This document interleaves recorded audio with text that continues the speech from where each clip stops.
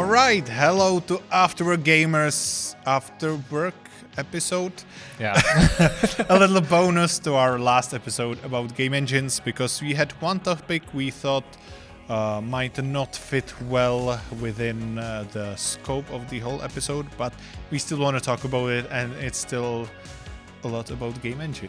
Yeah, I think it's going to be very interesting to talk about because many people don't not think about it. Maybe game developers do think about it all the time, but and sometimes even gamers, but there are a lot of points to consider. Yeah, it's like one of the questions why we're talking about it is, so many games coming out in such a state, some studios using their old engine. So the question is, why do studios use their own, sometimes old or even ancient engines?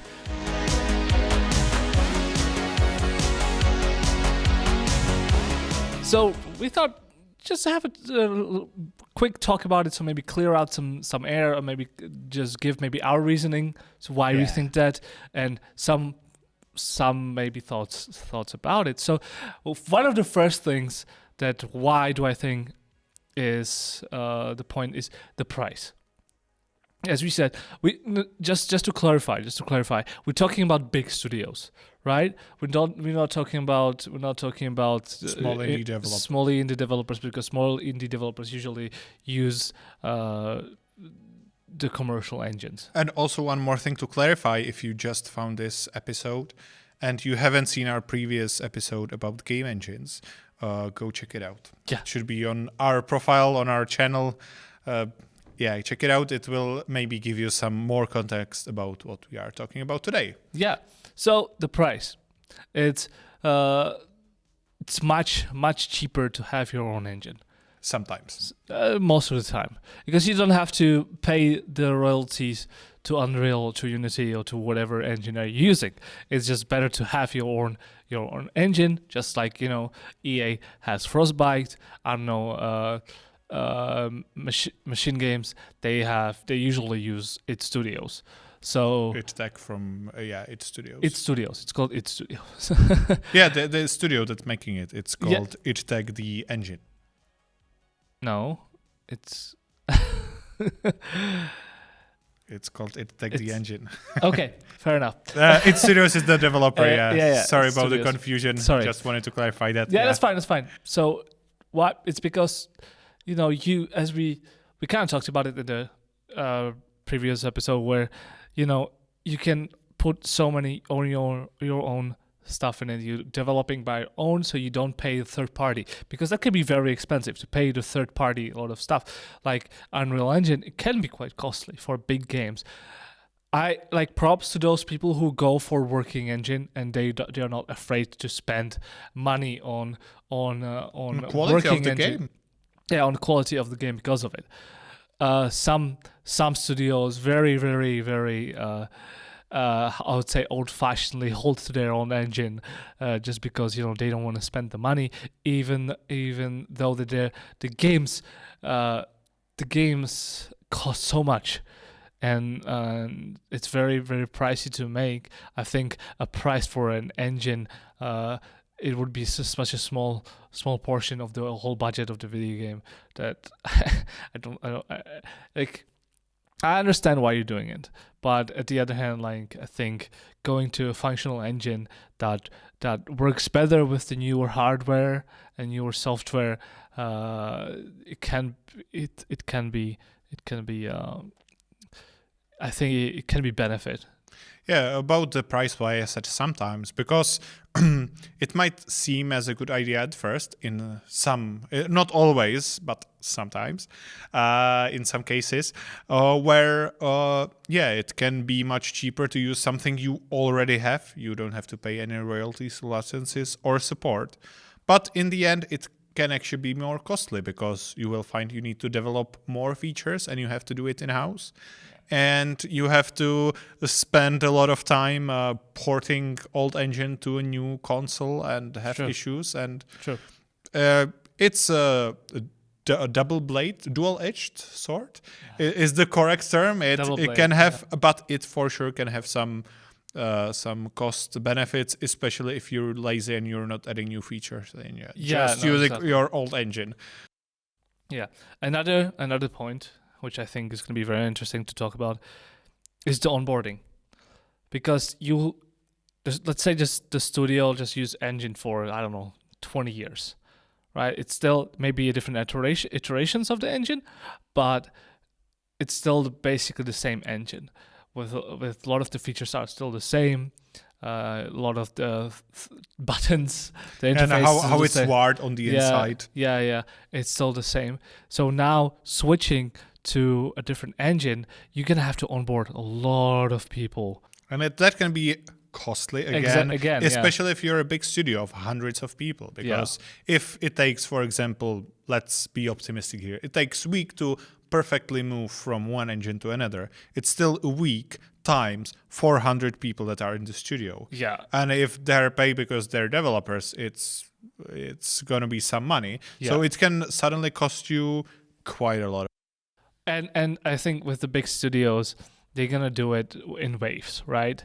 They're gonna first move probably the programmers, then and then the designers and other stuff, because probably I would say they do the first the programmers, then with testers, and then they do the rest of the team, because like do it like in one big wave. It will basically cost you a lot of money, not just by learning the people, but because like you cannot just turn off the support of other games, right? You cannot just like let go. I mean, yes, usually what the big studios like EA, what they do, they develop a game, leave a small team on the game to keep working to updating it, and the bigger team moves to another project. But with coming to a different engine, you need to like to be fair. I have to say a lot of developers are already working in different engines on their own project. They free time sometimes. Free time. So it might be easier. I think that's why CD Projekt had such a easier time with it, because as I said, a lot of developers worked in Unreal Engine by themselves in their free time. And it is the advantage of the engines having this model that you can mess around for free and then pay royalties after game is released. Exactly. That's how they get their developers. Yeah. By the way, I did a quick calculation. If you have 400 employees, you have 8 hours per week, and you have 5 per week, per day, 5 working days.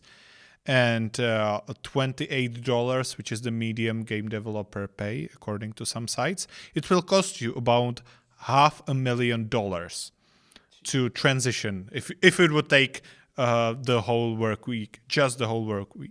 400 people, that's a big studio. Yeah, that's a big studio, but that's why studio. Some AAA game developers still use what they used forever, because it is expensive to move something new, as you mentioned, with the onboarding process. Yeah. One thing I would also like to add to that if you work with something for a long time, you have a lot of experience and you learn your workarounds or how to work efficiently within the engine. Yeah, true. And that's you simply cannot learn during the onboarding process, because it takes years to establish an experience. Interesting channel to check, Coding Secrets, by the Traveler Tales developer, who worked on some consoles like Sega Mega Drive or Genesis for our Eagles Per Freedom friends. And he talked in some of the videos about how they learned over time how to use some of the tricks to make games better or more performant, and that is not something you can learn easily. Yeah, like props to the studios that it can make this transition, because as I said in the previous episode, I'm sorry we cannot keep mentioning the previous episode because it's connected to this. Yeah, but we just didn't have the time to push this into this. Anyway, it's the communication, and communications is a big problem in studios where I don't want to push anyone around. I don't want to make it your fault, but some of the people, they have their ego and they don't want to, they don't want to let it go. and then there's this communication block because you think, yo, I am right, but I'm telling you that it's wrong and it's going to cost us a lot of money. But no, I'm right. We cannot do it this way. And communication, especially between designers and programmers, is usually the biggest problem. I'm talking about game designers. Like level designers have usually easier time to talk to programmers. It's because usually game designers, they want a feature, and the gameplay programmers will say, well, that's impossible, and game designer, no, I want this feature. But that's not to bash on the game designers. I love you all. You're amazing people. I love your work, and just the communication problem is a huge in a studio. And I cannot imagine a studio with a terrible communication transitioning into a different engine. It must be daunting, and it must be miserable.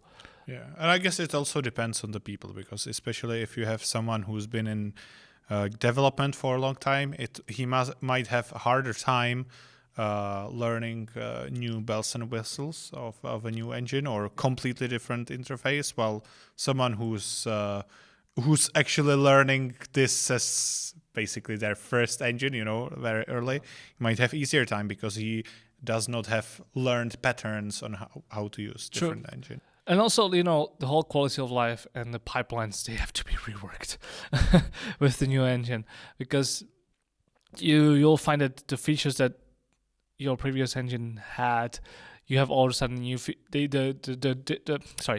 other engine does it a bit differently, so you need to learn that. So everything has to come together in a perfect, not even perfect, but it has to come together very well. Otherwise, you might lose a lot of people because of that. So I can see the hesitation, although I think the price should not be an issue.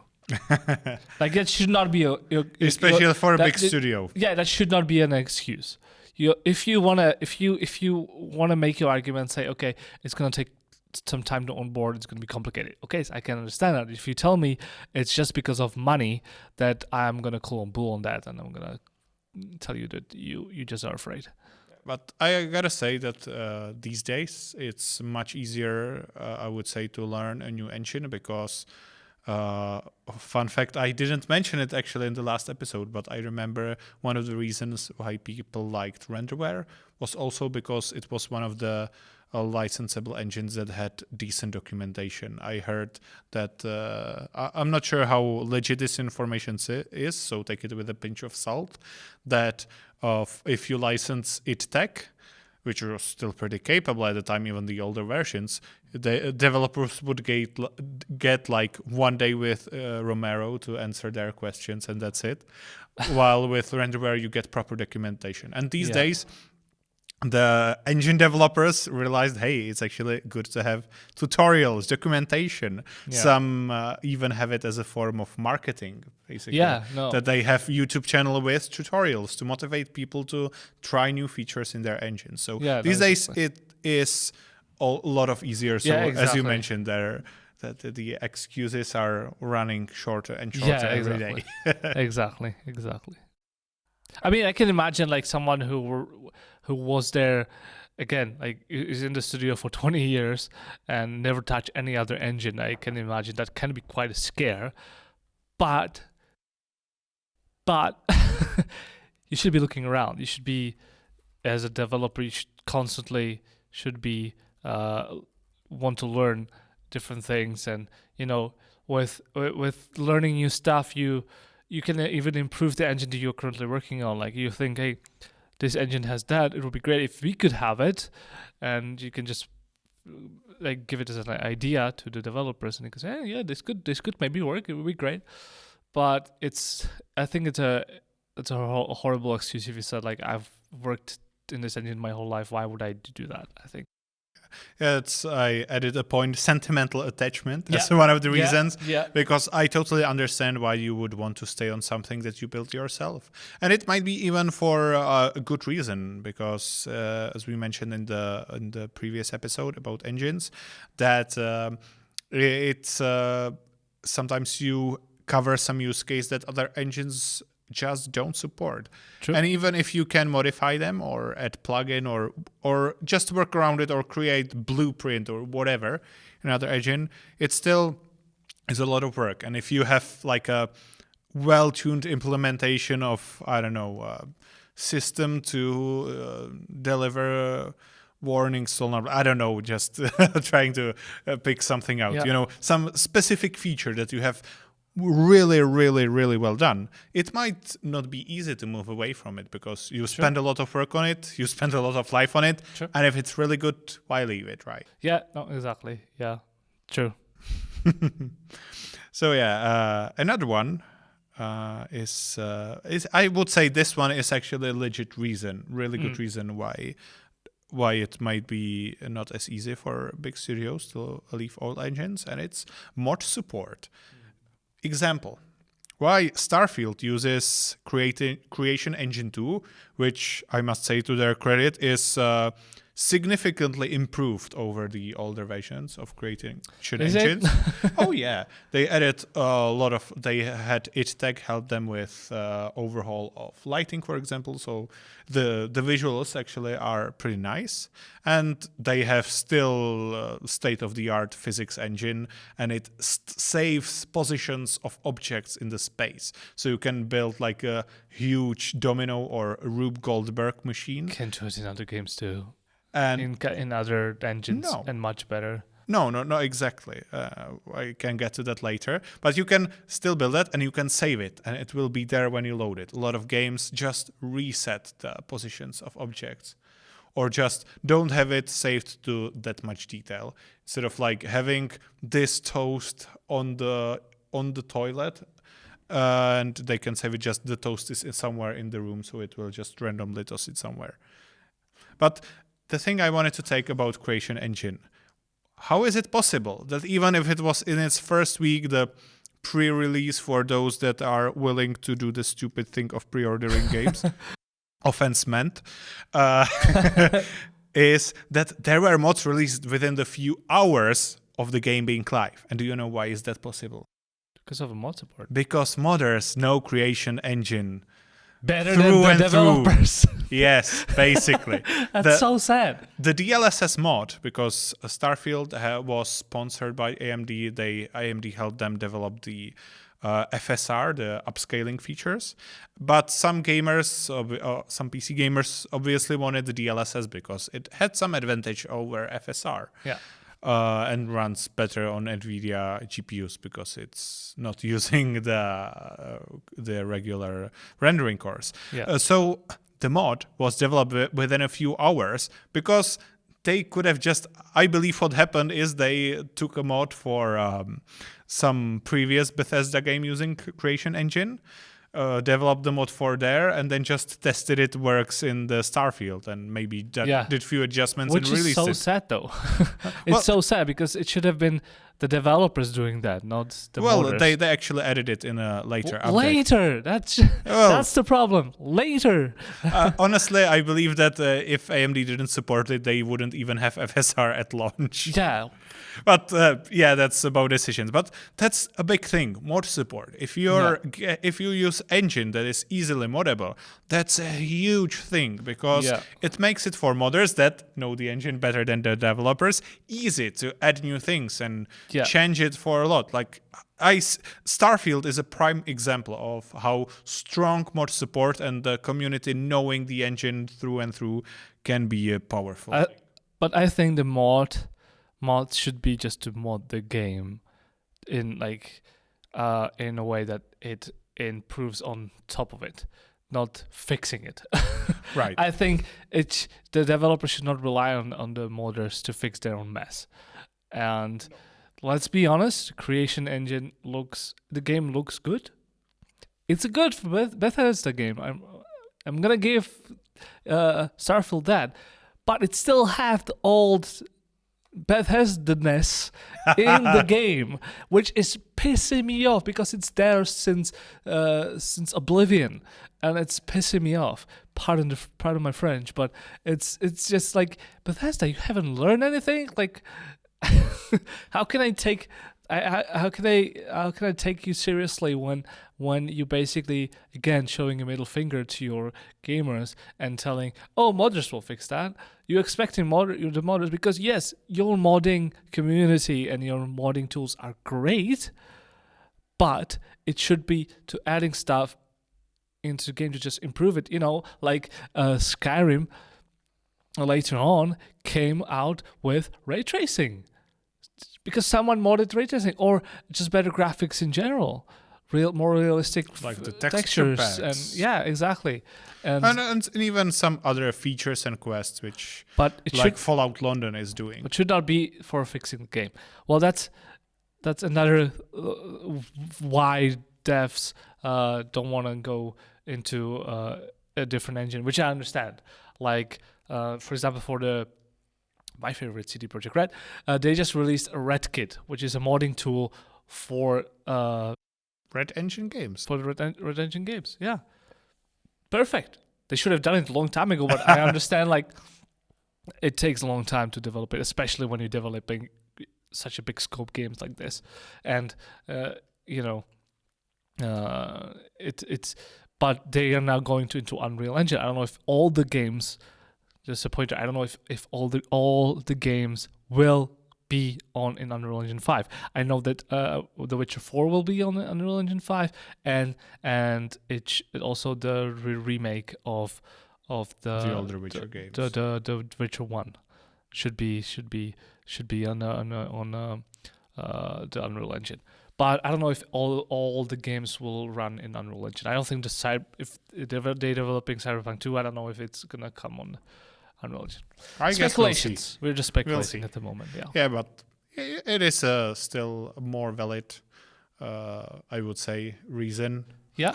Especially if the game is based around users adding mods. Yeah.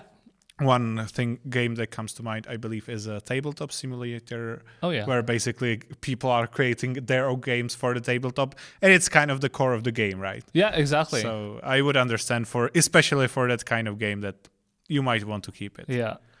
Right, and one of the things I believe might be the main reason why Bethesda is refusing to leave Creation Engine and instead keep working on it in some ways better than the others, and it's a huge library of features and tools, because they have had the Creation Engine forever, basically. Yeah. Modified Gamebryo, I believe, which was another popular engine back in the day. Yeah. That's how Creation Engine started, and they're making mostly RPG games on it. So they have a whole set of tools for creating RPG quests, mechanics, and stuff.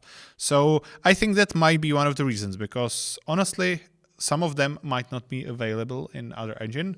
Sometimes it's for the better, I would say. As you mentioned, some of the old Bethesda-ness remains in Starfield. Yeah. But some, I think, would be irreplaceable or would be harder to replace. And if they have them and they kept building on them for years, there must be something to them that is just valuable enough for them to try work around it. I think for Bethesda, it's mainly money.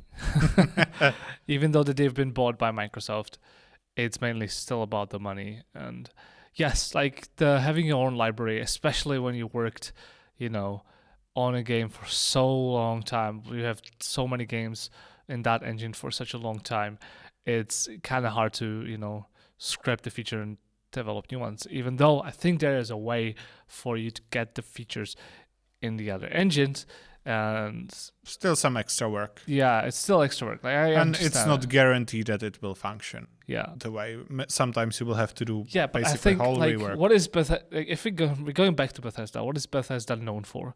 It's for the big open world with RPGs with great NPCs and story.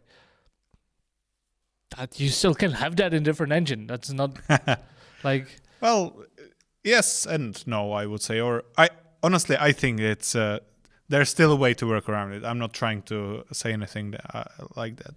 Yeah. I think it might not also be in the ways that what the tools can do, but how they can do it. As you mentioned, the pipeline. Sometimes you may have great pipelines for creating side quests or whatever, or characters. Yeah, true. And just make it easier for the whole development team. I don't know. I just know that this is one of the reasons I think would be good for them, because a lot of years means a lot of features. Yeah, true. Well, let us know. Let us know what you think. Let us know in the comments. Why do you think that Unreal? Oh, sorry, Unreal. What am I saying? Unreal. Why do you think that the developers like to keep their own old and ancient engines and not going into for new, quote unquote, better ones? And leave a comment. Tell us what you think. Also, please engage with us on our social media. We have Facebook and Instagram. And of course, we would really appreciate if you like this episode.